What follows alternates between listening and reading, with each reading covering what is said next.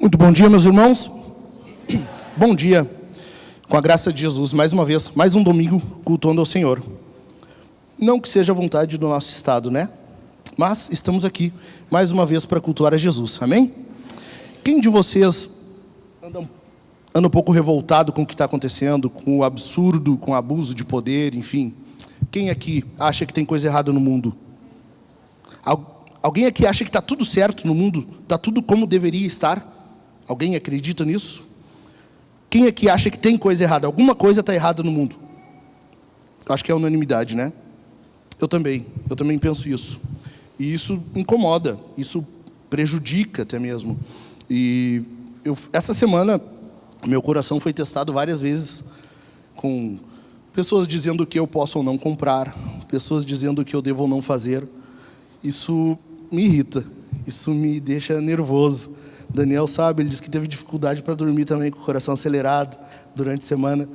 Enfim, esse tipo de coisa revolta. Mas eu quero que a gente pense um pouquinho num personagem bíblico que passou por uma situação parecida. Vamos ao texto bíblico? Abra a tua Bíblia comigo, por favor. Salmo 73. Mantém no livro que tu leu com o pastor Daniel no início do culto. Só tu vai adiantar um pouquinho alguns salmos. Nós iremos lá para o 73.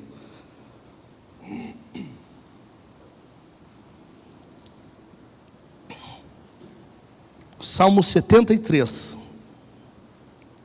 Se você ainda está folheando, é sinal de que ainda não achou. Eu vou esperar mais alguns segundos para nós lermos o texto. Nós leremos todo esse salmo. Salmo 73. Vamos lá? Encontraram? O problema da prosperidade do quê? Dos maus.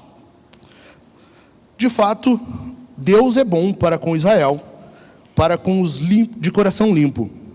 Quanto a mim, porém, quase me resvalaram os pés. Pouco faltou para que se desviassem os meus passos, pois eu invejava os arrogantes ao ver a prosperidade dos maus. Para eles não há preocupações, o seu corpo é forte e sadio, não partilham das canseiras dos mortais, nem são afligidos como os outros. Por isso, a soberba os cinge como um colar, e a violência os envolve como um manto. Os olhos saltam-lhes de tanta gordura, do coração deles brotam fantasias. Zombam e falam com maldade, falam da opressão com arrogância. Abrem a boca para falar contra os céus, e a língua deles percorre a terra. Por isso, o seu povo se volta para eles, e os tem por fonte da qual bebe com avidez. As versões antigas diziam a grandes sorvos, grandes goles. Eles dizem: como Deus ficará sabendo? Por acaso o Altíssimo tem algum conhecimento? Eis que estes são os ímpios e sempre tranquilos aumentam as suas riquezas. Com certeza foi inútil conservar puro meu coração e lavar as minhas mãos na inocência, pois o dia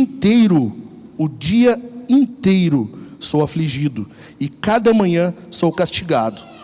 Se eu tivesse pensado em falar tais palavras, já aí teria traído a geração de teus filhos, ó Deus. Em só refletir para compreender isso, achei que a tarefa era pesada demais para mim. Até que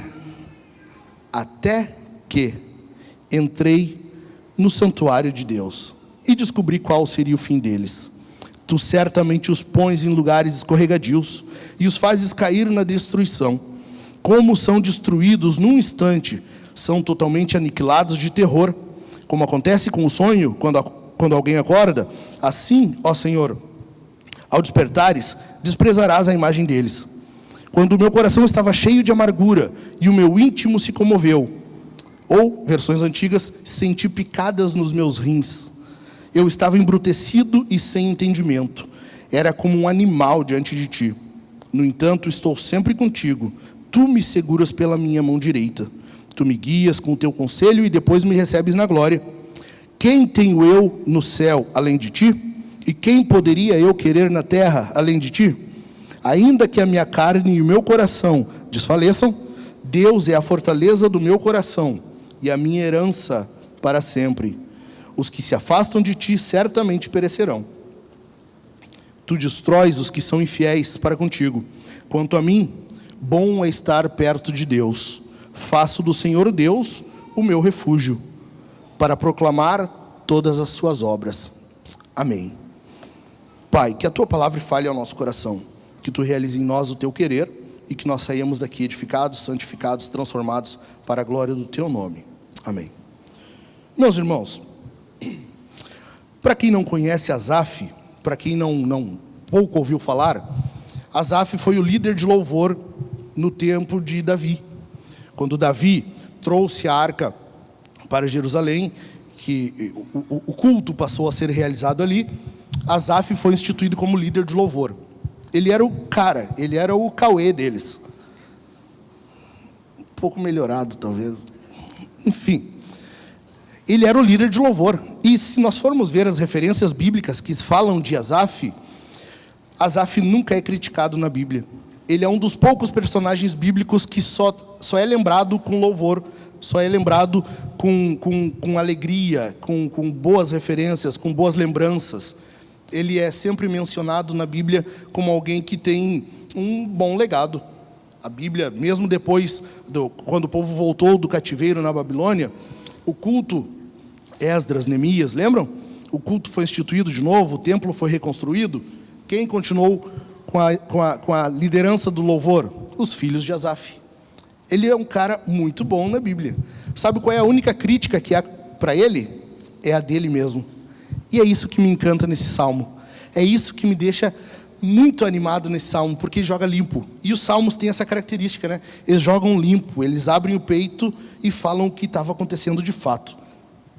Então, se nós prestarmos atenção no que Asaf passou aqui, nós vamos ver que a tentação que Asaf passou, a dificuldade, a fraqueza pela qual ele passou, é de todos nós. Não só cristão, o ímpio também. Ele inveja, ele olha para os outros e ele quer aquilo, ele quer prosperar tal qual o outro. Essa é uma tentação da humanidade. E, que pena, dos crentes. Mas, nós estamos aqui para aprender com Asaf hoje. Vamos analisar, e eu quero que você preste atenção nisso aqui, ó. Preste bem atenção. O caminho do homem é sempre escorregadio e conduz à queda. O caminho do homem é sempre escorregadio e conduz à queda, se Deus não está segurando pela mão. O caminho do homem é sempre escorregadio e conduz à queda, se Deus não está segurando pela mão. Pegou isso aqui? Se tu pegou isso, tu pegou a ideia do sermão. Se tu pegou isso aqui, tu vai ter facilidade de entender o que eu vou falar a partir de agora. Certo? Então, vamos ver aqui algumas etapas pelas quais Asaf passou durante a sua crise de fé.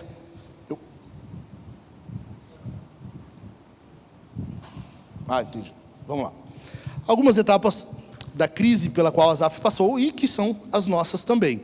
Vamos ver? Em primeiro lugar, Asaf começa no versículo 1, e aqui não é crise, né? Aqui é algo bom. Ele inicia o salmo no versículo 1 dizendo: de fato, Deus é bom para com Israel, para com os de coração limpo. Asaf está dizendo uma verdade, ou seja, parte dos teólogos, ou pelo menos para mim os mais importantes, eles vão dizer que aqui Asaf está começando pela conclusão. é um mote, ele está dando um prefácio, ele está dando uma definição sobre a qual ele vai estender o seu argumento. Ou seja, Asaf está dizendo assim, eu passei por uma situação e eu aprendi uma coisa. De fato, Deus é bom para com Israel, para com os de coração limpo. Entendeu? A conclusão dele é essa. É como se tu estivesse na faculdade, fosse fazer no doutorado, que se faz trabalho que tu elabora uma tese, ou é no mestrado, enfim. Sabe? Quando tu inicia, tu dá uma verdade e tu argumenta para comprovar aquilo ali. É isso que Asaf está fazendo. Ele está trazendo uma verdade para o povo de Deus e ele vai falar como ele chegou até aquilo ali. Então, primeiro ponto, Asaf, ele inicia com isso, uma certeza, uma verdade, de fato. Ele não está dizendo, olha, para mim, Deus é bom. Eu acho que Deus é bom. Eu ouvi falar por aí, eu acredito que Deus é bom. Não. Asaf, ele inicia com uma verdade, uma certeza, uma convicção. De fato, Deus é bom. De fato, Deus é bom. Estão vendo a convicção com que ele fala? A convicção com que ele se expressa? É como Paulo quando diz, há pouco tempo atrás, o Jack leu e pregou sobre isso aqui, Romanos 8:28. Sabemos que todas as coisas cooperam para o bem. Essa é a convicção bíblica, não há dúvida, não há espaço para dúvida, não há espaço para diálogo, para dizer, não, acho que não é bem assim, veja bem, o grego diz diferente. Não, de fato, Deus é bom. E aqui, a gente tem que entender que nós sempre temos uma verdade sobre a qual nós vivemos. Sempre há algo pelo qual nós vivemos. Talvez a tua, talvez a minha, não seja a palavra de Deus. Talvez há algo, a ciência, a sociedade, a cultura, fale algo e tu acredite nisso, e isso é a base para ti. Mas o certo é que nós sempre temos algo sobre o qual nos apoiamos, e com base nisso, nós vivemos. Isso se chama cosmovisão. É isso que define a forma como tu vive. Lembre-se disso. Então, Asaf, ele parte disso, de fato. E ele segue, de fato, Deus é bom. Que coisa linda. Que coisa bela isso. Deus é bom. Coisa boa saber que o nosso Deus é um Deus bom. É um Deus que não é um Deus que, depende do humor dele, sabe? Não é que nem nós, sabe? Deus hoje ele tá bom. Vai, aproveita que hoje, não é que nem o teu chefe, sabe? Quando tá de bom humor, que tu aproveita para ir pedir aumento de salário quando ele tá de bom humor. Não é, Deus não é assim, Deus é sempre bom. De fato, Deus é bom. E essa é a verdade sobre a qual Asaf vai se apoiar daqui para frente, porque ele aprendeu isso.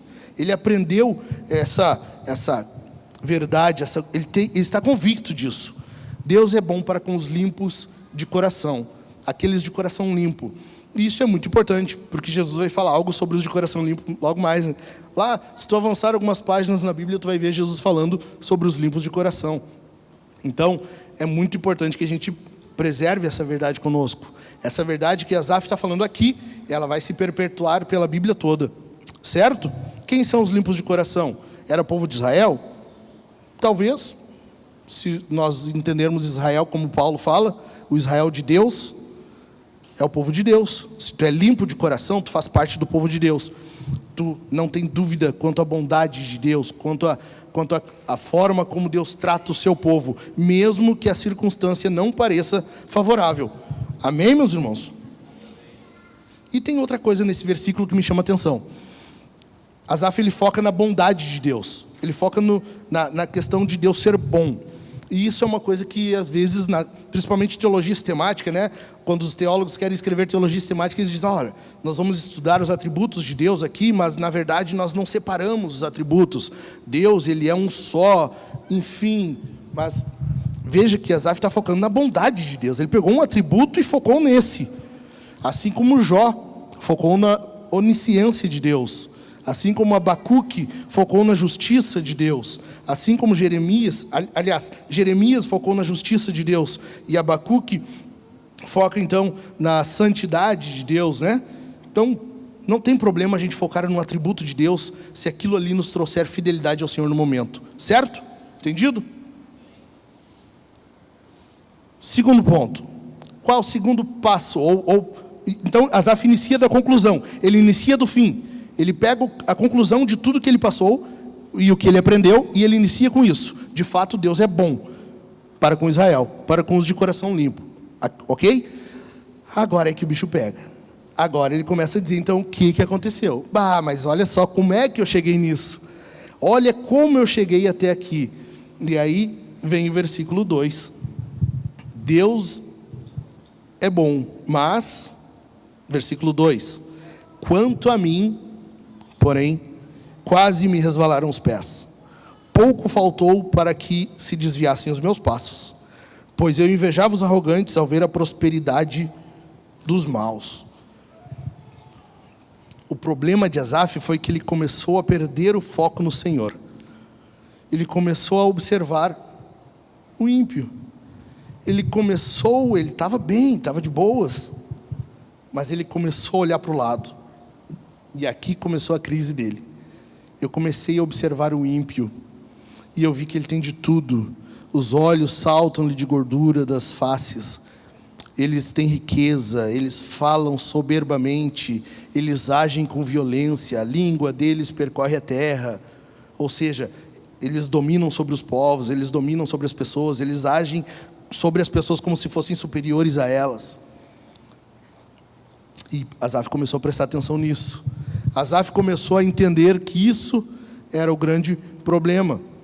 E isso passou a fazer muito mal para ele, porque ele começou a fazer esse contraste. E veja bem, Deus é bom para com Israel, quanto a mim. Mas e quanto a mim? E eu? Sou bom também? Eu tenho coração limpo? Deus é bom para com os de coração limpo. E eu? Eu estou nesse time aí, eu faço parte dessa galerinha dos de coração limpo? Será? Será que eu estou nessa turma? Você percebe que há uma íntima relação entre os olhos, o coração e os pés? Asaf estava focando no Senhor, ele passa a focar o ímpio, e ele diz, os meus pés quase resvalaram. Há uma íntima ligação entre os teus olhos, o teu coração e os teus pés. Aquilo que tu está focando, a verdade com a qual tu está baseado, tu está embasado, a tua motivação e as tuas atitudes. Está entendendo? Está sendo complicado? Vocês estão entendendo? Há uma grande ligação entre o teu coração, as tuas motivações e os teus pés, as tuas atitudes. E é isso que começou o problema com Asaf. E é assim que acontece com a gente.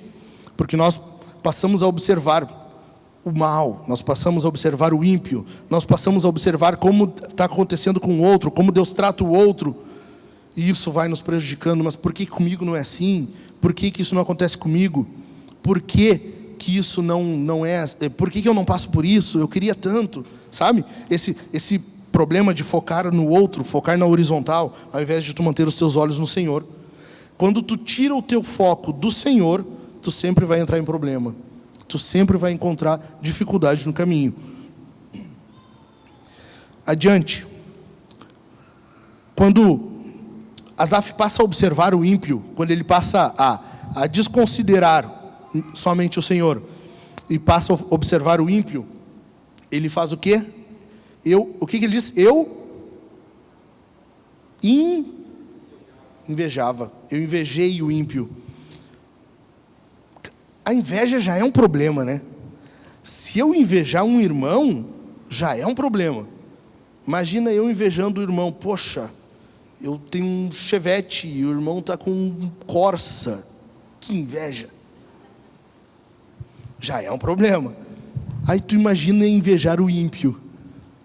Tu imagina invejar aquele que está afastado, longe do Senhor. Estão vendo como o problema ele vai se agravando? Primeiro tu tira os olhos do Senhor, depois tu passa a titubear no coração, as tuas motivações mudam e tu resvala os pés. E aí tu passa a invejar o ímpio, aquele que está destinado a algo muito pior. Estão vendo o problema? A queda livre? E é isso que acontece com Asaf. Matthew Henry diz assim, e eu vou citar bastante Matthew Henry hoje porque eu gosto muito dele. Então vocês vão ver que eu gosto pra caramba dele. Matthew Henry diz assim, existem muitas pessoas que detêm uma grande parcela dos recursos desta vida em suas mãos, mas nada que se refira à vida futura dentro do seu coração. Quando nós passamos a observar o ímpio, tudo que passa a valer para nós, tudo que passa a ter importância é aquilo que é importante para ele. Quando nós passamos a invejá-lo, nós queremos o que ele tem, nós queremos agir como ele age, nós queremos viver como ele vive, nós vamos falar como ele fala. É isso que acontece com Asaf, ele passa a observar isso e ele começa a agir dessa forma. Nós vamos ver mais para frente, nós já lemos isso, mas nós vamos ver de novo. Asaf diz: eu agi como um animal. É um problema quando nós tiramos o foco do Senhor e passamos a agir como ímpio. É uma queda livre. Esse é o problema, porque nós achamos que o que ele tem é o mais importante, só que o que ele tem é o agora, e nós não estamos baseados no agora. Para nós o agora não é o mais importante. Só que aqui nós entramos num problema um pouco maior. Estão vendo como vai afundando? A inveja, ela é idolatria. Sabia que a inveja é idolatria? Quando tu passa a invejar, primeiro que tu está quebrando o 10º mandamento, né? Tu está cobiçando, tu quer o que é do outro. Mas a inveja também é idolatria, por quê? Porque aquilo que Deus te deu não é o suficiente. Ou seja, o próprio Deus não é o suficiente. Tu quer algo mais. Algo vai suprir melhor do que Deus em ti. Estão entendendo? Ficou claro? Tu entendeu como inveja é idolatria? Ficou claro isso para vocês? É um problema quando tu tira os olhos do Senhor e passa a observar o ímpio, e isso começa a agir no teu coração corroendo, causando inveja, porque isso tirou Deus do trono do teu coração. E outra coisa passou a ter lugar ali, e outra coisa vai suprir aquilo, ou pelo menos tu vai tentar fazer com que assim seja. Acontece que nunca supre. Como diz o Keller, né? Agora eu conquistei o Daniel. Citei Keller, ganhei o Daniel. O Keller diz assim, que no ser humano há um espaço que só Deus preenche. Todo ser humano, a busca de todo ser humano, mesmo aquele que nega, a busca dele, a grande busca da vida dele é por Deus. É por Jesus. Mesmo o cara que diz: não, eu sou ateu, eu não acredito, Deus não existe, ele está buscando por Deus. Mesmo esse. A grande busca do homem é por Deus. E invejar, então, é idolatria. E esse é um problema muito grande, quando nós invejamos o ímpio. Por quê? Porque Deus está dando algo para ele. Deus está dando para ele um carro bom. Deus deu uma casa boa. Deus dá saúde. Deus deu um corpinho ajeitadinho para ele. Meu irmão, tu vai invejar isso quando Deus te deu o próprio filho dele. Deus deu Deus. E tu está reclamando porque o irmão está com um Corsa. Tu está reclamando porque o ímpio comprou uma Mercedes, sendo que Deus te deu Deus. Está vendo como isso passa a ser irracional? Como isso passa a ser uma coisa que não faz sentido? Deus deu o filho dele. Deus pegou o filho dele: meu filho, vai lá. E o filho: tá bom, eu vou. E ele morreu no teu lugar. Mas isso não é o suficiente. O bom é quando Deus te dá um carro. Que coisa mais sem sentido é esse mundo. Entendeu por que Asaf disse que estava agindo como um animal? Estão entendendo o perigo que é a inveja, a idolatria? Estão vendo o perigo que é quando a gente passa a tirar os olhos do Senhor e observar o ímpio? Estão vendo, meus irmãos? Está claro para vocês? Que bom. 3 responderam. Vamos lá, adiante. Então, nós agimos como um ímpio. Quando? Quando nós agimos com soberba. Sabe quando tu é orgulhoso? Um irmão vem e te fala: meu irmão, eu acho que tu está agindo errado nisso aqui. Quem sabe tu faz assim. E isso não vale para ti? Sabe? Quando tu está agindo... Não, a opinião dele não importa, a minha opinião é que importa. Sabe? Ou quando em casa tua esposa fala alguma coisa para ti: amor, quem sabe faz isso? Não, tu não entende disso, eu entendo. Sabe? Sabe? Eu sei porque um amigo meu falou que acontece com ele. Quando nós agimos com soberba, de forma orgulhosa, nós estamos agindo como ímpio. Quando nós passamos a achar que o irmão não tem tanta importância, ou ele não sabe o que está dizendo, ou se sabe a motivação dele, nós sempre achamos que o irmão quer falar algo porque ele não está falando em amor. Nós sempre partimos desse pressuposto. Se ele falou algo, não foi em amor, deve ter outra motivação por trás. Nós agimos como ímpio quando nós agimos com violência. Mas eu não sou violento, né? Eu nunca ajo com violência, sabe? Eu sou paz e amor. E dentro de casa, com a esposa? E tu com o marido? Como é que tu age? Tu responde bem sempre? Tu não responde mal? Tu nunca age de forma grosseira? Tu nunca responde mal à tua esposa? Nunca. Responder mal é agir com violência. Quando tu fala com o teu marido, é sempre de um modo pacífico? É sempre em amor? É? E com os filhos, tu nunca é impaciente com os filhos? Sabe? Quando tu chega cansado, quando tu está cansado do trabalho, quando tu está cansado da semana, tu quer chegar em casa e sentar no sofá, só isso. E vem o teu filho pedir para brincar contigo e tu é grosseiro com ele? Sabe? Eu sei, um amigo meu me falou que acontece na casa dele também. Eu nunca fiz, né? Eu sei porque um amigo meu me falou. Nós agimos com violência. Nós estamos sendo grosseiros, agindo como ímpio. E quando nós falamos mal de Deus ou do próximo, falar mal, falar contra o próximo, é quebrar o terceiro mandamento, sabia? O Daniel pode explicar melhor, ele ensina isso na catequese. Quando nós falamos contra o próximo, ele é a imagem de Deus. Nós estamos falando contra a imagem de Deus, estamos quebrando o terceiro mandamento.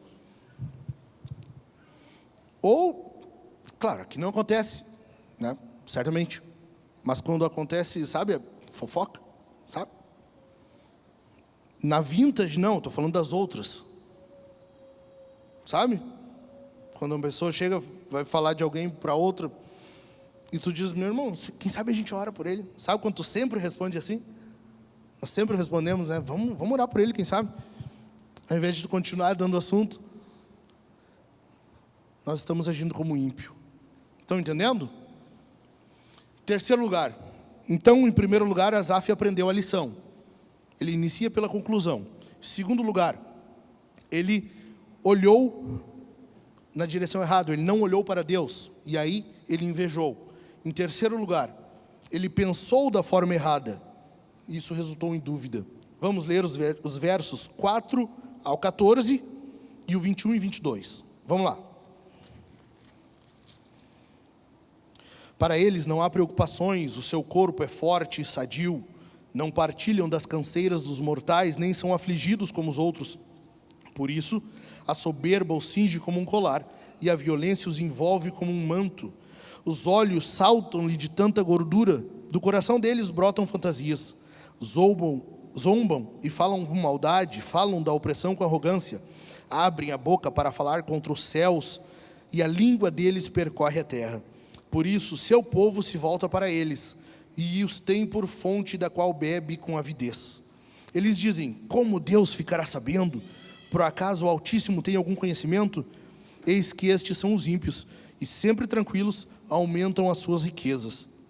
Com certeza foi inútil conservar puro o meu coração, e lavar as minhas mãos na inocência, pois o dia inteiro sou afligido, e cada manhã sou castigado. Versos 21 e 22. Quando o meu coração estava cheio de amargura e o meu íntimo se comoveu, eu estava embrutecido e sem entendimento. Era como um animal diante de ti. Então, Asaf começou a pensar da forma errada. Ele passou a ter dúvida. Ele chegou então, de fato, numa fraqueza espiritual. Ele enfraqueceu. Tanto que no verso 2, ele diz, os meus pés quase resvalaram. Ele simplesmente passou a duvidar da palavra de Deus. Ele passou a entrar numa crise de fé. Ele não acreditava mais que o que ele fazia valia a pena. Ele passou a ter dúvida no coração. E veja bem que Asaf, na Bíblia, ele é chamado de vidente, né? Asaf era vidente, só que ele estava vendo de forma errada, ele estava vendo mal. Um vidente que não estava tendo uma boa visão. Irônico. Um vidente que não estava vendo bem. E assim era o caso de Asaf. E assim é o nosso caso, às vezes. Asaf passou a ser como o incrédulo. E veja que o versículo 22 diz que a incredulidade é irracional, ou seja, é como um animal. Eu agi como um animal diante de ti. O incrédulo, ele age diante do Senhor como um animal. E isso que acontece com a gente. Quando nós olhamos só para o agora, só o que importa é aqui, é agora.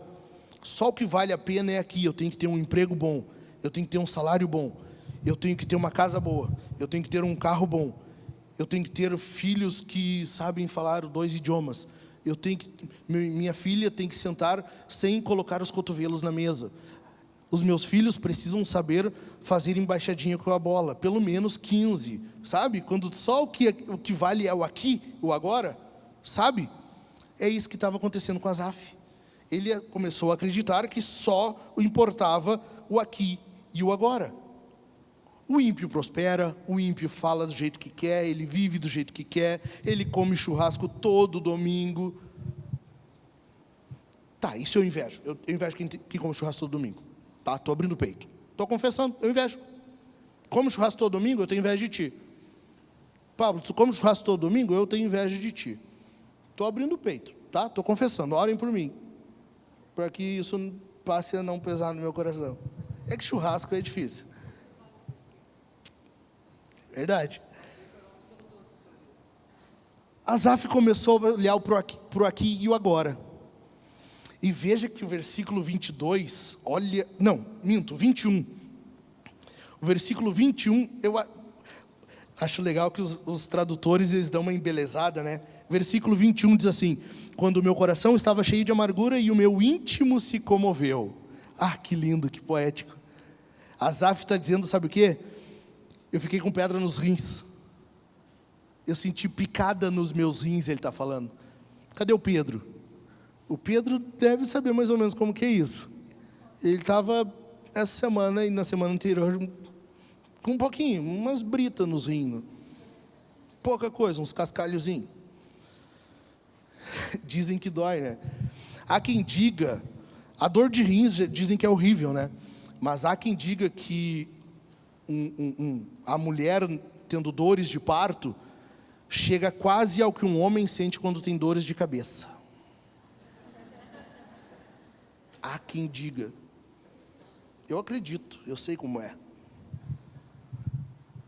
Asaf estava dizendo que tinha pedra nos rins, ficou com picadas nos rins. Ele começou a ter dores corporais. Ele começou, claro que a Bíblia diz que rins, ou às vezes intestinos, é o âmago da pessoa. Mas a Bíblia também diz que o problema espiritual acaba resultando no corporal. É bem possível que Asaf tenha ficado realmente com pedra nos rins. É bem possível. Eu não vou comprar essa briga. Pode ser só meu íntimo, pode ser pedra nos rins. Para mim pode ser os dois. O certo é que ele estava dizendo que isso teve consequências gravíssimas. O fato de ele pensar isso, o fato de ele agir com incredulidade, e isso resultar nele agindo diante do Senhor como um animal, acabou deixando ele com picadas nos rins. O íntimo dele se comoveu. Ele estava mal. É isso que acontece com a gente. O problema é que hoje a gente não é tão incomodado assim. O problema é que hoje a gente olha para o ímpio, a gente inveja ele, a gente fica com incredulidade e age normalmente. Esse é um problema. Que bom se nós sentíssemos picadas nos rins e isso nos trouxesse de volta a fé, nos trouxesse de volta para perto do Senhor. Que bom se fosse assim. Que bom se fosse. Mas não para aí. Asaf, ele parte para a religiosidade. E aqui é bom que o Keller fala disso bastante de novo. Ele se torna religioso. Ele diz, é inútil. Inútil. Lembra? Versículo Versículo 13. É inútil, ou seja, ele olha para o ímpio tem carro, tem casa, tem churrasco, tem saúde. Ele olha para ele e ele diz: é inútil conservar limpo o meu coração. Ou seja, ele está achando que a religiosidade, ele está achando que o fato de ele ser fiel a Deus vai dar a ele carro, casa, churrasco, saúde. Entendeu o raciocínio de Asaf aqui? É isso que ele está dizendo. Eu olhei para o cara, para o ímpio, que está distante do Senhor, e eu vi ele bem, eu vi ele com saúde, eu vi ele cheio de filhos, uma casa linda, um gramado verdinho. E eu olhei para mim e eu não tinha isso, e eu disse: é inútil conservar limpo o meu coração. Lembra que eu falei que mais para frente Jesus vai falar disso? Jesus disse: bem-aventurados os limpos, porque eles o que? Quem lembra? Verão a Deus. Asaf não quer ver a Deus, ele quer ter carro, casa, saúde, é isso. Então, vendo como isso se torna irracional, tu pensar no aqui e agora, tu querer o aqui e o agora, tá vendo? Tá percebendo isso? Além do mais, essa religiosidade, achar que Deus tem que dar algo em troca, achar que o fato de nós virmos todo domingo aqui no culto vai fazer com que Deus te dê um emprego bom, uma casa boa, colegas legais. Meu irmão, está tudo errado se tu pensa assim. Está tudo errado se tu acredita dessa forma. Está tudo errado. De novo, São Matthew Henry, ele diz assim: este é um problema que não deve ser resolvido simplesmente à luz das coisas naturais, pois se não houvesse outra vida depois desta, não seria possível conciliar plenamente a prosperidade dos ímpios com a justiça de Deus. Ou seja, Matthew Henry está dizendo assim, se tu acha que esse é um problema irreconciliável, se tu acha que é um problema o fato do ímpio prosperar e tu não, é porque tu está acreditando que não há eternidade. Tu está achando que não tem vida depois. Tu está achando que aqui é tudo que importa e a tua vida é agora. É isso que é o pensamento. É essa que é a ideia. Quando tu passa a pensar assim, veja bem, esse é um pensamento racional. O problema é que o pensamento racional não é tudo que existe. Isso aqui é uma ideia que eu peguei de Lloyd Jones, tá? Não é uma ideia minha, eu queria que fosse, mas não foi. Lloyd Jones diz assim, o pensamento racional, ele é correto, ele é coerente, mas ele não é tudo que tem, porque ele só pensa no aqui e agora. Nós temos que pensar acima disso, ou seja, o pensamento espiritual. Por quê? Porque ele visa a eternidade. Ele está vendo o aqui e o agora, mas ele não está interpretando isso tudo como o aqui e agora. Ele está vendo isso aqui agora com os olhos, com as lentes, com os óculos da eternidade. Estão entendendo? Estão pegando? Pensar racionalmente é lógico? É coerente? É. Mas é suficiente? Não. Não é suficiente. Tu tem que pensar além disso. Tu tem que ver acima disso. Se nós pensarmos, eu bati na tecla aqui, eu fiz alguma coisa? Se nós pensarmos de forma racional, sabe o que acontece? Nós vamos olhar para o ímpio, vamos ver ele prosperando, nós vamos olhar para nós, ver que a nossa situação não é igual, e nós começamos a exigir. Por quê? Porque o padrão racional, o pensamento racional é o da nossa mente, e nós achamos que nós somos o padrão, nós somos o cânon, nós somos o correto, o que define. E nós entendemos então que nós é que precisamos entender tudo. Não entendendo, a gente põe Deus no banquinho. Deus, sente-se aqui, por favor, e me explique o que está acontecendo. Esse é o pensamento racional. É nós achar que Deus nos deve explicações. É nós acharmos que Deus deve sentar-se à nossa frente com um bloquinho de anotações e dizer: meu filho, está aqui, eu fiz isso por isso, por isso e por isso. Estão entendendo? Esse é o pensamento racional. O pensamento espiritual diz assim: eu não estou entendendo tudo, mas tem um porquê. Mas tem um porquê. Eu não consigo ver tudo aqui agora. Eu não consigo, mas eu sei que tem um porquê. Estão entendendo, meus irmãos? Estão entendendo que nós, quando nós somos o padrão, nós estamos colocando Deus contra a parede? Estão vendo isso? Nós queremos entender. Quando tu quer entender tudo, tu está dizendo para Deus assim: senta aqui e me explica o que está acontecendo, que eu não estou entendendo. Senta aqui, faz favor, senta aqui. Como tu faz para os teus filhos, né? Tu quer que Deus sente e te dê explicação. Além da religiosidade,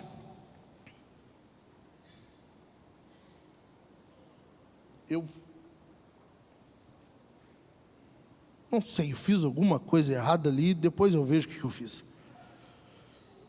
Eu não sei, acostumado com isso aqui, né? Acostumado com o retroprojetor, tu ia lá, tirava a lâmina, botava outra, era bem mais fácil. Além da religiosidade, ele passa a se tornar, de fato, um incrédulo. Ou seja, de não só aquela incredulidade de dúvida que eu falei um pouco antes. Ele passa a entender de forma mais concreta que a coisa não vale a pena. Porque no versículo 13, Asaf diz assim, ó: com certeza foi inútil. Lembra que no início ele fala, de fato, Deus é bom? Quando ele passou pela crise, ele estava dizendo assim: com certeza foi inútil conservar limpo o meu coração, lavar as minhas mãos na inocência. Com certeza, ele estava, estão entendendo que esse era o pensamento dele? Asaf estava incrédulo, para ele já não valia mais, para ele estava tudo perdido. O tempo de fé dele tinha sido o tempo perdido. O tempo que ele passou no tabernáculo louvando, conduzindo os irmãos na adoração, tinha sido em vão. O tempo que ele passou lá no tabernáculo, orientando o pessoal no louvor, conduzindo o pessoal na adoração, tinha sido em vão. Ele diz: com certeza foi inútil. Com certeza foi inútil. Essa não é a nossa forma de pensar, às vezes? A gente não vai, às vezes, o que eu estou fazendo? Vamos jogar limpo? Vamos abrir o peito? Quantas vezes eu já pensei isso? Quantas vezes eu já pensei, o que eu estou fazendo? Tanto, sabe? Melhor se eu tivesse só ido lá, vai no culto, vai para casa, vai no domingo, depois vai embora. Mas não, tem que ir, tem que servir. Tem que ir algumas horas antes. É ruim, o que adianta? O que adianta? Não muda nada. Porque a gente só quer o aqui e agora, a gente só está esperando agora. O que adianta? Não muda, não tem diferença. Na prática tu não vê a coisa mudar. É porque tu só quer mudança aqui, agora. Só que Paulo diz que o teu serviço, o teu trabalho não é vão no Senhor. Não espere só aqui. Não espere só agora. Adiante. Só que eu acho lindo, e é isso que eu falei no início, os salmos para mim é algo lindo.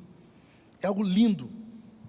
A forma como o salmista abre o peito, a forma como ele se expressa, e a forma como ele se expressa diante do Senhor.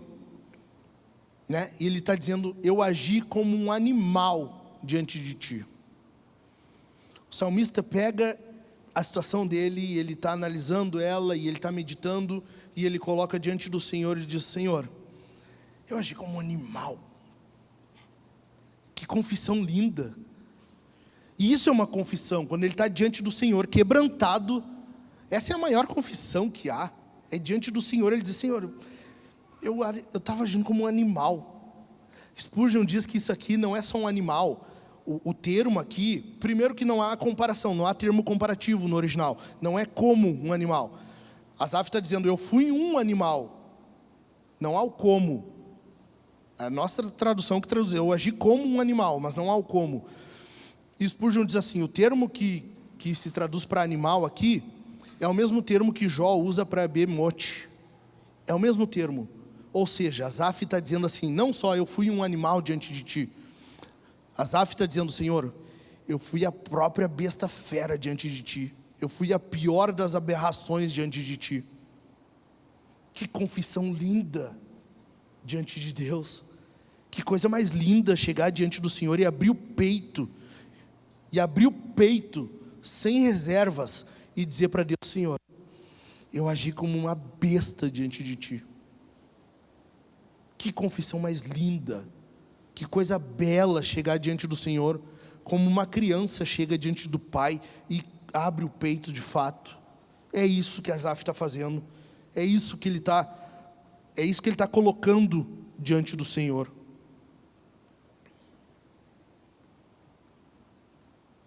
Eu estou dizendo que eu mexi em alguma coisa aqui. Passa para mim aí, por favor. Aí. Acho que eu descobri. Estou entendendo. Aos pouquinhos a gente vai pegando. É como pouco tempo atrás eu troquei o Android, eu comprei um iPhone. Sim, eu tenho um iPhone agora. Quem diz que não rende? Estou brincando, meus irmãos. Calma, estou brincando. Aos poucos a gente vai descobrindo as coisas. É que eu apertei no botão do meio, acho que é isso aqui, né? Daí para isso. Não. Eu achei que tinha aprendido alguma coisa, não aprendi coisa nenhuma. Meus irmãos, continuando. Quarto passo na crise, quarta etapa da crise de Asaf, que é o que nós passamos no dia a dia, no decorrer da vida cristã. Asaf voltou a olhar para o lugar certo. Começou a retomar a sensatez. Vamos aos versículos 15 ao 20 e 23 e 24. Se eu tivesse pensado em falar tais palavras, já aí teria traído a geração de teus filhos, ó Deus. Em só refletir para compreender isso, achei que a tarefa era pesada demais para mim. Até que entrei no santuário de Deus e descobri qual seria o fim deles. Tu certamente os pões em lugares escorregadios e os fazes cair na destruição. Como são destruídos num instante, são totalmente aniquilados de terror. Como acontece com o sonho, quando alguém acorda, assim, ó Senhor, ao despertares, desprezarás a imagem deles. 23 e 24. No entanto, eu sempre estou contigo. Tu me seguras pela minha mão direita. Tu me guias com o teu conselho e depois me recebes na glória. Quarta etapa. Asaf volta a ter o tino, volta a sensatez. O que acontece com ele? Primeiro, ele tem controle da língua dele. Ele disse: se eu tivesse pensado em falar tais palavras, tudo isso que ele passou, ele guardou para si. Tudo isso que ele estava passando, ele não foi: cara, eu estou achando que não vale a pena ser crente. Sabe, aquela pessoa que já vai vivendo e vai falando, tudo vai acontecendo e ela vai, sabe? Asaf guardou para si. Essa crise dele, ele guardou. Ele foi vivendo, ele foi duvidando, ele foi vendo o ímpio, foi invejando e ele foi perdendo a fé, mas ele foi controlando a língua dele, que é o que Tiago diz que é o membro mais difícil de controlar, a língua. E Asaf diz assim: só de pensar em falar tais palavras, já aí teria traído a geração dos teus filhos. Já aí teria traído, quer dizer o quê? O termo ali é de quebra de aliança, é quando há um adultério, é quando alguém quebra uma aliança. Ele está dizendo que ele teria feito os filhos do Senhor, a geração dos teus filhos, trair. Ele teria feito o povo de Israel se desviar também. Não só ele, mas também o outro. Se ele tivesse falado isso, imaginem nós cantando aqui, do nada o Cauê pega e levanta. Meus irmãos, eu estava pensando aqui, eu acho que não vale a pena ser crente não, sabe? Se a gente está cantando, louvando, erguendo a mão aqui, bem belo, bem santo, sabe? Bem contente com o Senhor, e do nada, só um pouquinho, para a música aí. Sabe? Quando ele faz só as vozes agora, só que ao invés de continuar só as vozes, ele fala: mas irmão, estava pensando aqui, eu acho que não vale a pena não. Acho que vamos para casa, não está valendo a pena. Eu estava vindo para cá e eu vi uns ímpios ali fazendo churrasco já, o cara com a BMW na frente de casa, uma casa bonita, e a gente aqui não tem nada disso, vamos embora.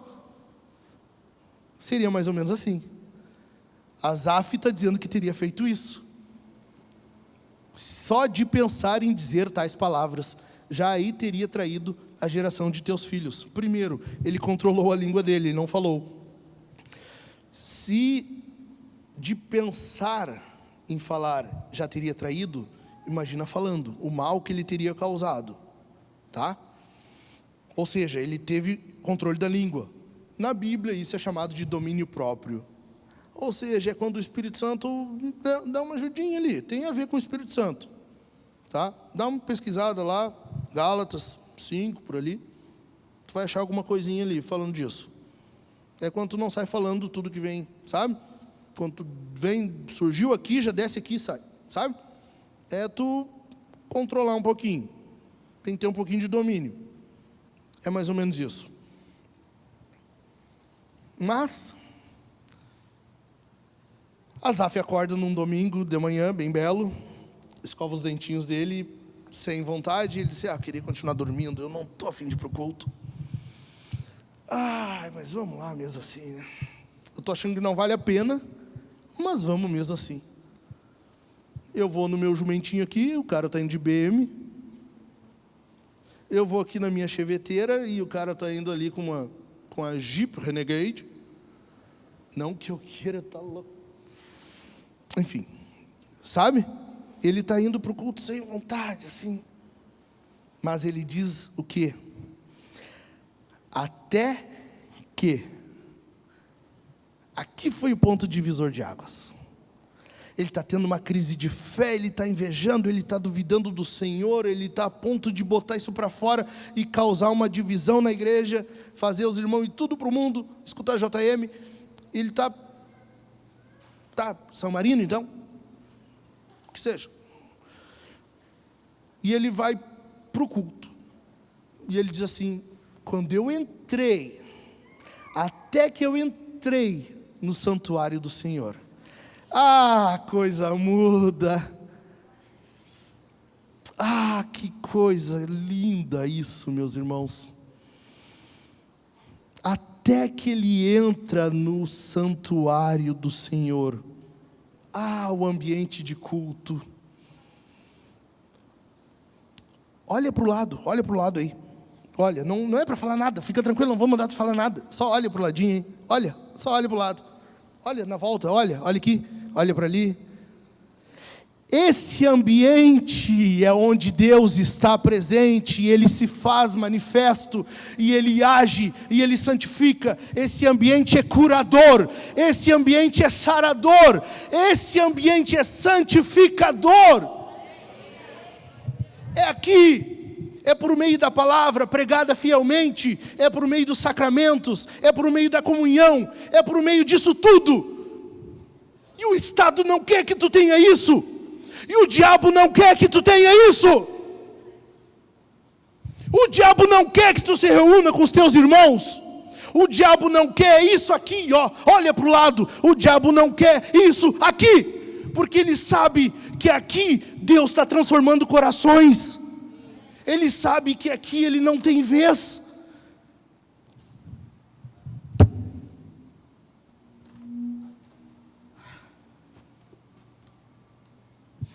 O ambiente de culto. O ambiente de culto. O ambiente de louvor a Deus. O ambiente de louvor a Deus. Quando a igreja se reúne, quando o corpo de Cristo está reunido, louvando o Senhor, as portas do inferno não prevalecerão contra a igreja. As portas do inferno não prevalecerão contra a igreja. Até que eu entrei no santuário do Senhor. Até que eu entrei no santuário do Senhor. Isso aqui é demais. Eu amo isso aqui, eu amo a igreja do Senhor. Eu amo a igreja. Eu amo a igreja porque ela é a parte visível de Deus na terra. É onde nós vemos Deus, o corpo de Cristo. Está ciente de Cristo é o cabeça, a igreja é o corpo. Nós estamos vendo a igreja, nós estamos vendo Deus. Nós estamos vendo a parte visível de Deus, onde Ele está agindo na terra. Deus faz obras miraculosas, sinais, maravilhas, é óbvio que faz. Mas grande parte da obra do Senhor é feita por meio disso aqui. Por meio disso aqui. por meio desse ambiente aqui, quando a palavra de Deus é pregada fielmente, quando tu abre a Bíblia no culto e tem alguém ensinando fielmente a palavra do Senhor, de forma fiel, crendo que isso aqui transforma vidas, crendo que isso aqui transforma coração, crendo que isso aqui vai te dar a visão necessária para entender que o mundo pode ter o que for, nós tendo Deus é o suficiente. Ah, coisa linda isso aqui. Coisa linda a igreja de Cristo. Warsby diz assim: o ponto de vista de Asaf sobre um problema, o problema da prosperidade e do mal, que era o grande problema dele, o ponto de vista dele mudou quando considerou não as circunstâncias ao seu redor, mas o destino adiante dele. Ou seja, quando Asaf entrou no santuário e ele se deu conta, quando o culto a Deus, quando o sacrifício, quando o louvor ao Senhor sendo ministrado começou a acontecer, e ele se deu conta de o ambiente onde ele estava, de quem era Deus, que ele voltou os olhos de novo para os céus, ele entendeu o que era que estava acontecendo. Ele entendeu, a circunstância não mudou, o ímpio continuou tendo tudo o que tinha, agindo como agia, falando o que falava, nada mudou na circunstância, mas ele mudou. Ele mudou. Quando tu entra nesse ambiente aqui, tu muda, nós nos tornamos mais parecidos com Jesus, nós somos transformados, nós somos santificados.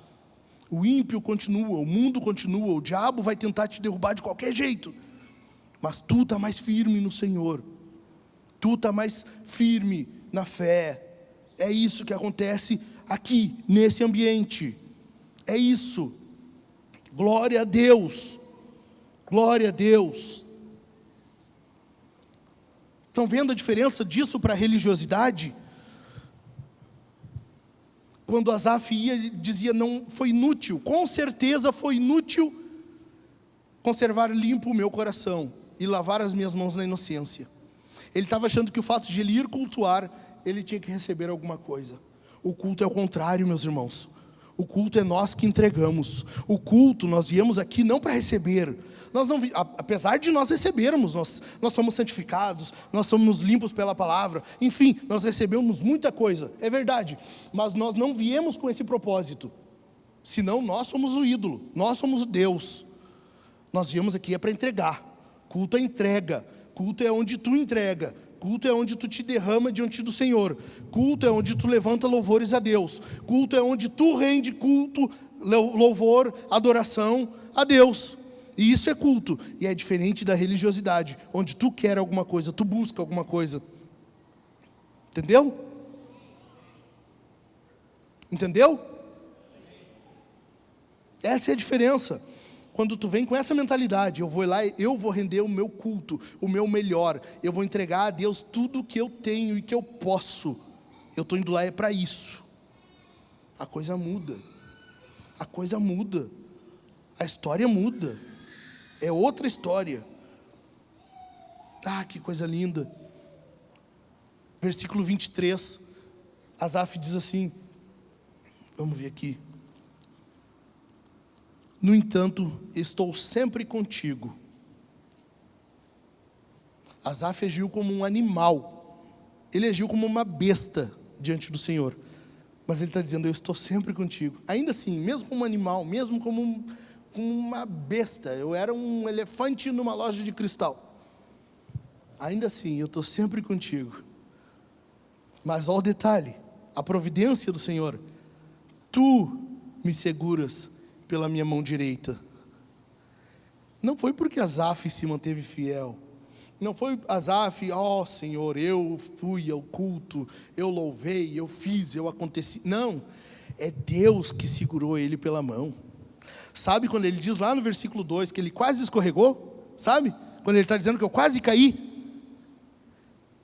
Tem um pastor do século 17, John Hooper, ele diz assim, ó, esse quase é a diferença entre Deus e o homem. Esse quase é a diferença entre Deus e o homem. Porque se fosse pelo homem, ele teria caído, teria resvalado, teria deslizado e tinha caído. O quase é a diferença, porque Deus está segurando ele pela mão. Sabe quando tu quase cai, mas tu não... Sabe quando tu quase cai, sabe? É Deus que está te segurando. É Deus que está te segurando pela tua mão direita. É Deus que está te segurando. É Deus. Isso é providência. Isso é perseverança. Isso é Deus te mantendo como filho. O não filho, o ímpio, o destino dele é diferente. Nós lemos isso. Mas o filho não, Deus não deixa cair. Deus não deixa, nem chega na pontinha dos dedos. Ele não deixa cair. Jesus falou alguma coisa parecida também, né? João 10. As minhas ovelhas estão na minha mão e ninguém o quê? As arrebatará, uma coisa assim, né? Parece que é. Parece que tem a ver. Deus não deixa tu cair. Deus não deixa tu cair. Era para tu estar dando um glória, era para deixar o menino rodar aqui. Deus não deixa tu cair. Sabe quando tu tá sendo tentado, sabe? Todo mundo passa por tentação, e isso até o filho passou. Até Jesus foi tentado. Ele não caiu, mas ele foi tentado. Sabe quando tu está sendo tentado, mas tu não cai? É porque Deus está aqui, ó. Vem, meu filho, vem, volta aqui com o pai. Volta aqui com o pai. É Deus te segurando. É Deus te guardando. É Deus te mantendo no caminho dele. Glória ao nome dele. Glória a ele. Bendito é o nome do Senhor. Vamos adiante.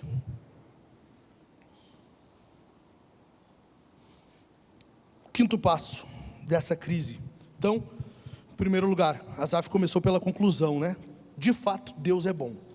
Segundo lugar, ele tirou o foco do Senhor. Ele olhou na direção errada e invejou. Terceiro lugar, essa visão errada causou nele dúvida, incerteza, perda de fé. Em quarto lugar, ele começou a retomar a fé. Ele foi ao culto.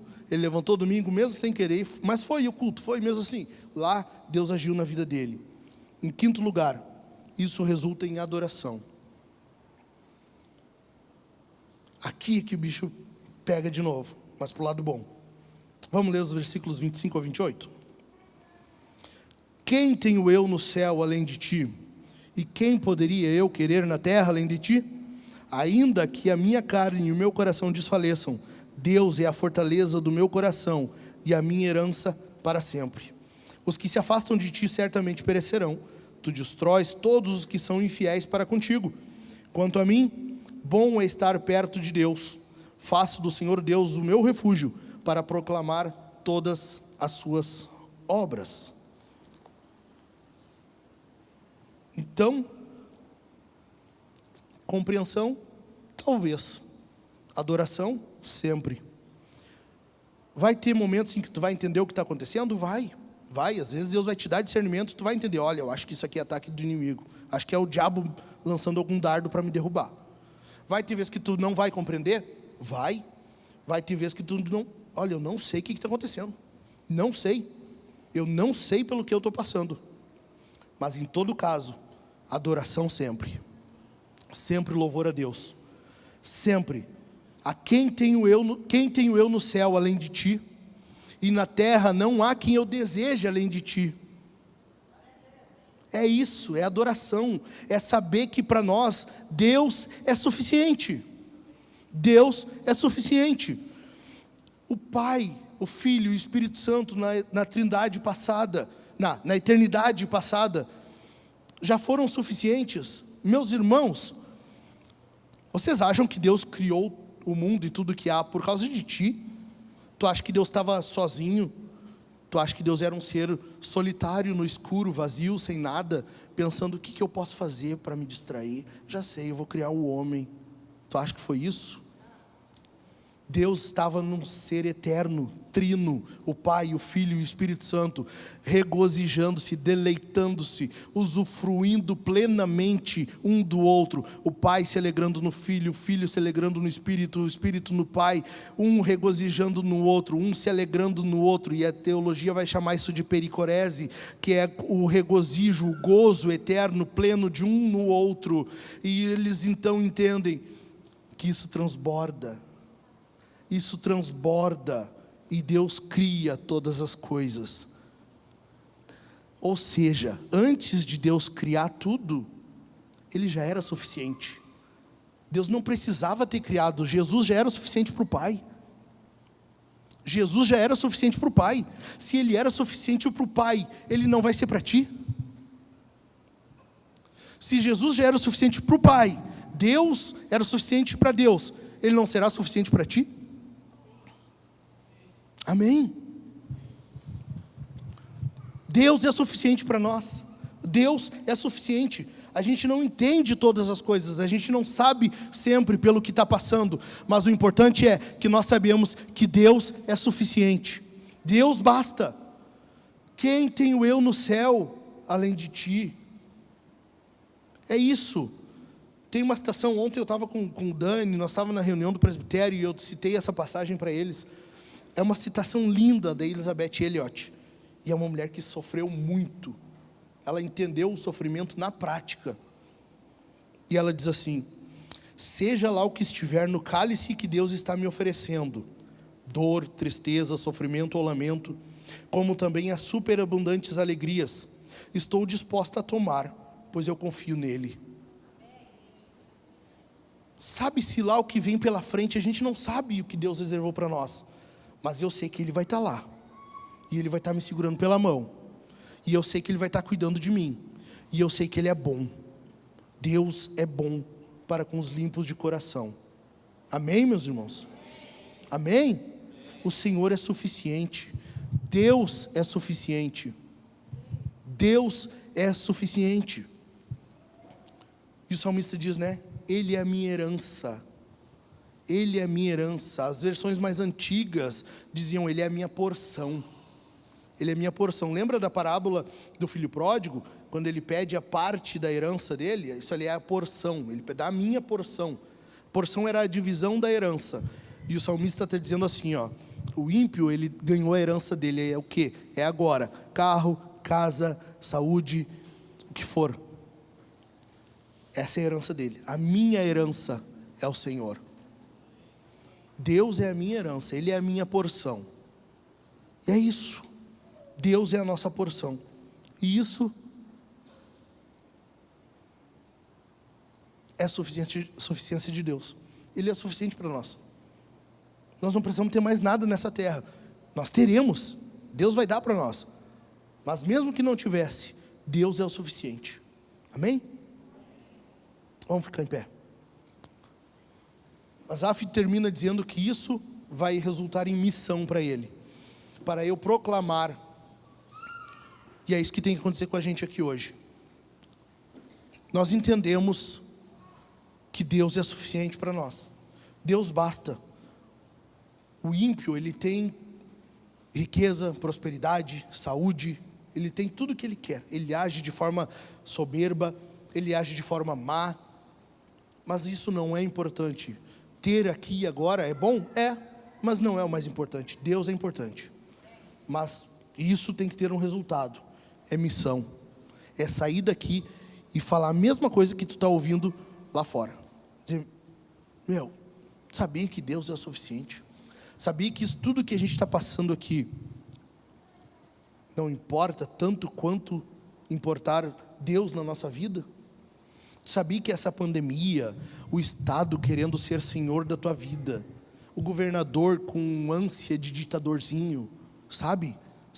Esse governadorzinho, jovenzinho, gurizinho, sabe? Querendo ser senhor da tua vida, isso vai passar.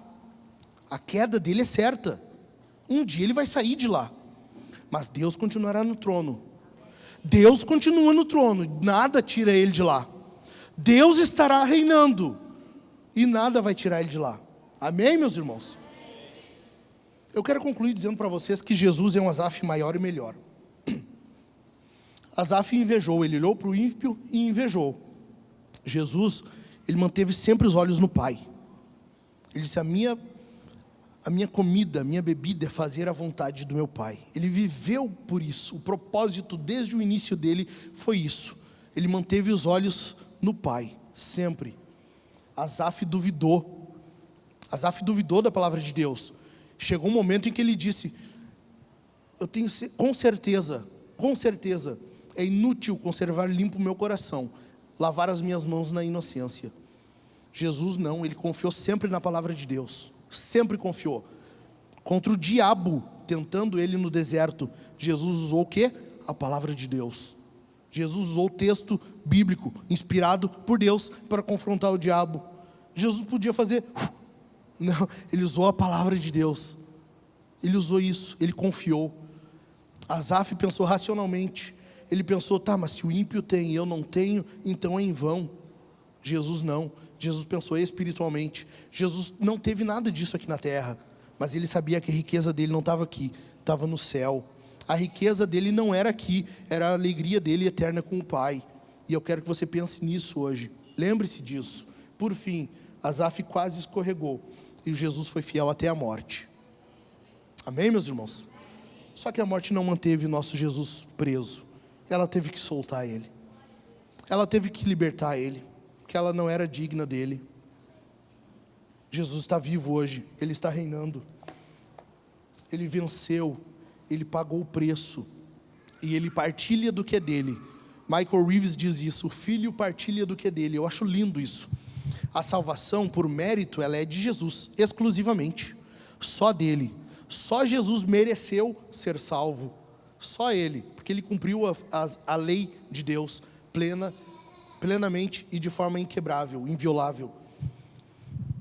Só que ele partilha, ele não guardou isso para ele. Ele partilha do que é dele.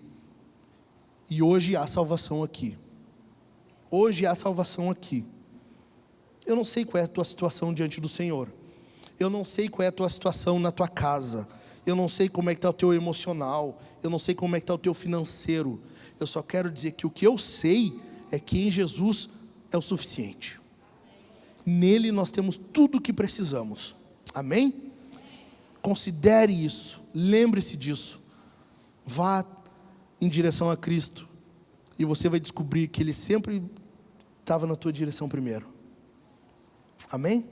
Vamos orar? Vamos orar? Inclina a tua cabeça. Ó Deus, coisa boa estar no culto, Senhor. Coisa boa estar com o teu povo.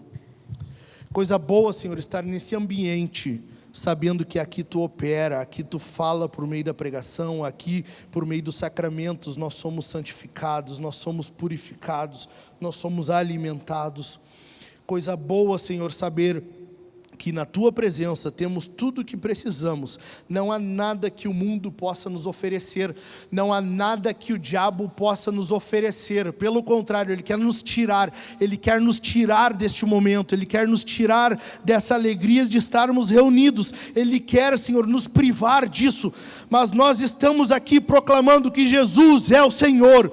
Nós estamos aqui proclamando que só em Jesus nós temos a alegria da salvação. É Jesus, é Jesus, é em Jesus. Oh Deus, nós estamos aqui agora neste momento entregando a Ti tudo o que temos e tudo o que somos. Oh Pai, em nome de Jesus eu clamo a Ti, Senhor, fica conosco, fica conosco. Meus irmãos, nós vamos responder ao sermão. Vamos responder a esse sermão de 3 formas. A primeira delas é louvando a Deus, é cultuando, é entregando louvor ao Senhor. Cante ao Senhor, cante com alegria. Cante como Deus sendo todo suficiente para ti. Amém? Cante alto. Em segundo lugar, nós vamos participar do sacramento, da ceia. Venha em reverência, examine-se, pois, o homem a si mesmo, e assim coma. Se tu está em arrependimento, se tu te arrependeu dos teus pecados, tu é convidado a participar da mesa do Senhor. Se tu é cristão, se tu partilha da comunhão, venha, participe da ceia conosco. e é uma alegria estarmos em comunhão contigo. Aqui tem os irmãos na frente, 2 casais. Tem o pão, você pega o pão e mergulha ou no vinho ou no suco. Suco de uva, não é tangue. Cálice dourado, suco. Cálice bronze, vinho.